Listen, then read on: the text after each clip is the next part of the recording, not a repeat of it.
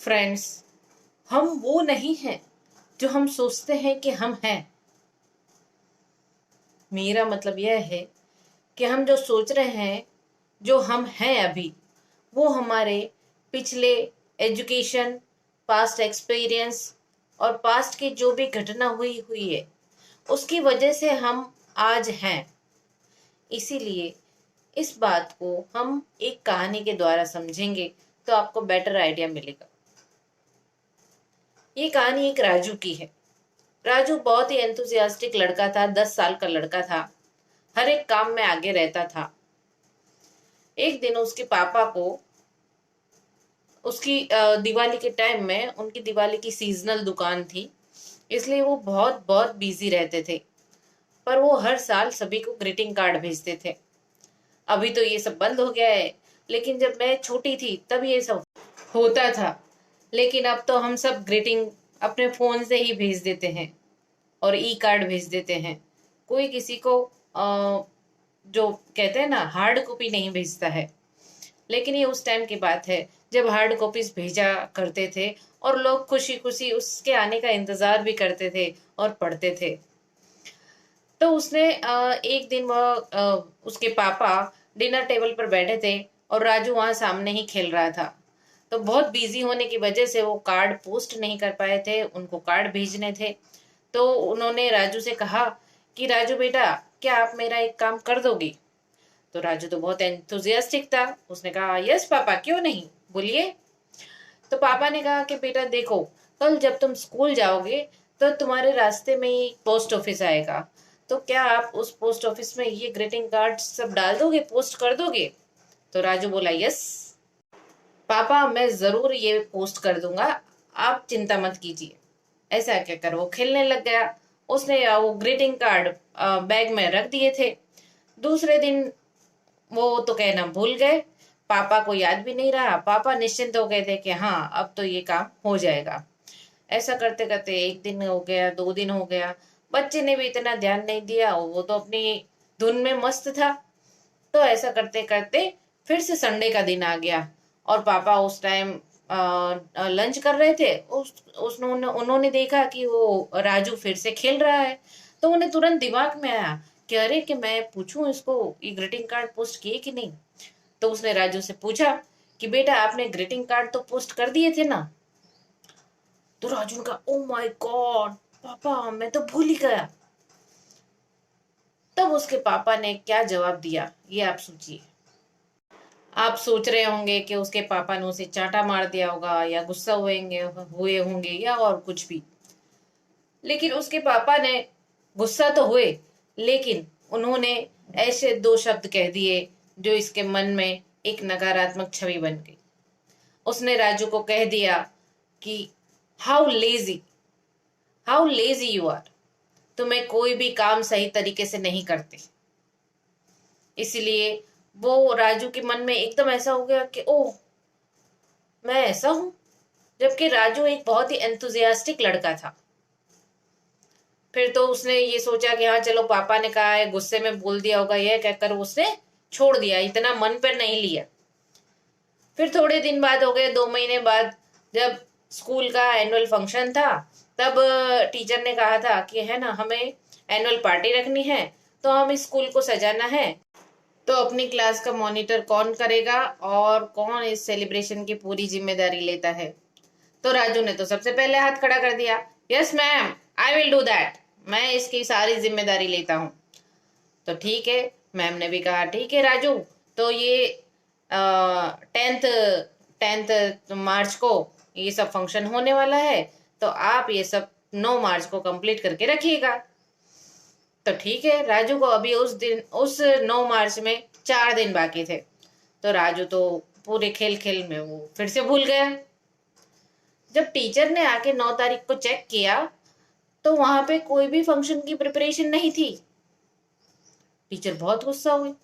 Teacher ने राजू को बुलाया और कहा, राजू ये क्या है? मैंने तुम्हें एक काम सौंपा था, तुम वो भी पूरा नहीं कर सके। यू आर वेरी लेजी, तुम बिल्कुल भी काम पूरा करते नहीं हो। टीचर ने भी उसे वही 2 शब्द कह दिए कि यू आर लेजी। तुम कोई भी काम ठीक तरह से नहीं करते। तो अब तो टीचर ने कह दिया, तो वो तो एक स्टैम्प बन गया। तो उसको लगा कि ओ, पहले तो पापा ही कहते थे, अब तो टीचर को भी पता चल गया है कि मैं लेजी हूँ, मुझसे कोई भी काम सही तरीके से नहीं होता। अब तो राजू जो इतना एंथुजियास्टिक था, धीरे धीरे वो डल रहने लगा।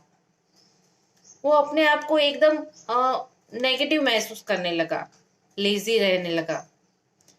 ऐसा करते करते जब छुट्टियां हो गई स्कूल की, तो स्कूल के बच्चों ने यह प्लान किया कि चलो हम सब लोग मूवी देखने जाएंगे। तो मूवी की टिकट कौन लाएगा, का कैसे ब्रेकफास्ट करेंगे, वो सब डिसाइड कर रहे थे। तो राजू बोला कि मूवी की टिकट मैं ले आऊंगा, क्योंकि मेरे घर के पास ही है थिएटर। तो ठीक है, सबने कहा कि ठीक है, राजू ले आएगा मूवी की टिकट्स। तो सभी बच्चों ने राजू को मूवी की टिकट्स लेने के लिए काम सौंप दिया। जब 4 बजे का शो था, तो सब 3 बजे राजू के घर आए। तो पूछा राजू को कि अरे बेटा, राजू, तुमने मूवी की टिकट्स ले लिए? तो राजू तो बोला, ओ शिट, मैं तो भूल गया। फिर क्या था, सारे बच्चे जो इतना एंथुजियास्टिकली मूवी देखने के लिए आए थे, उनका मूड ऑफ हो गया, और सभी ने उसको, राजू को क्या कहा होगा। राजू को सभी ने यही कहा, उसके फ्रेंड्स ने उसे यही कहा कि तुम लेजी हो, तुम केयरलेस हो, तुम कोई भी काम ठीक तरह से नहीं कर सकते। अब तो राजू के लिए जैसे यह लेबल बन चुका था, क्योंकि उसे लगा कि पहले तो पापा ही कहते थे ये तो ठीक है, लेकिन फिर तो टीचर भी कहने लगी, और अब तो फ्रेंड्स भी कहने लगे। इसका मतलब मैं लेजी हूं, मैं केयरलेस हूं, मुझसे कोई भी काम सही तरीके से नहीं होता है। इस तरह जाने अनजाने में राजू के लव्ड वंस ने, पहले उसके पापा ने, फिर उसके टीचर ने, और फिर उसके फ्रेंड्स ने, सभी ने राजू के ऊपर 2 बैगेजेस लगा दिए, एक तो लेजी का और एक केयरलेस का। इसलिए जो एंथुजियास्टिक राजू था, अब खुद को, अपने आप को मन में हमेशा लेजी और केयरलेस मानने लगा। वो राजू, उसने बाद में पढ़ाई की, मैरिज की, बच्चे हुए, लेकिन क्या वो एंथुजियास्टिक राजू एंथुजियास्टिक रहा? नहीं, क्योंकि जाने अनजाने में जो माइंड की प्री प्रोग्रामिंग प्रोग्रामिंग हो जाती है, उसकी वजह से हम वही बन जाते हैं। इसलिए हमारी लाइफ में भी ऐसे कई बैगेजेस लगे होंगे कि जो बैकग्राउंड म्यूजिक चलते हैं कि नहीं, ये काम तो तू नहीं कर सकती, तुझसे तो ये नहीं हो पाएगा, तुझ में तो इतनी बुद्धि नहीं है। तो फ्रेंड्स, मैं यह कहना चाहती हूँ इस स्टोरी के द्वारा कि यदि आपको भी ऐसे कोई बैगेजेस मिले हुए हैं, तो फर्स्ट उनको आइडेंटिफाई कीजिए। आप अपने बैकग्राउंड में जाइए, आप अपने बचपन में जाइए, अपने एक्सपीरियंस, अपने एजुकेशन, अपने एनवायरनमेंट की वजह से आपको भी ऐसे कोई लेबल मिले हुए हैं जो कि आप खुद नहीं हैं, आप खुद वो बनना नहीं चाहते हैं। तो उसे आइडेंटिफाई करें, उसे लिखे। जैसे कि किसी ने लेजी कह दिया हो, किसी ने केयरलेस कह दिया हो, किसी ने बेवकूफ कह दिया हो, किसी ने और कुछ कह दिया हो, किसी ने स्टूपिड कहा हो, लेकिन आप स्टूपिड नहीं है। लेकिन बार बार वही बात जब हमारे लव्ड वन रिपीट करते हैं, तो हमें वह मन में ऑटोमेटिकली सेट हो जाती है। इसीलिए सबसे पहले आपके मन में यदि ऐसा कोई लेबल लगा हुआ है, तो उस लिमिटेड बिलीफ को दूर करने के लिए उसे लिखें।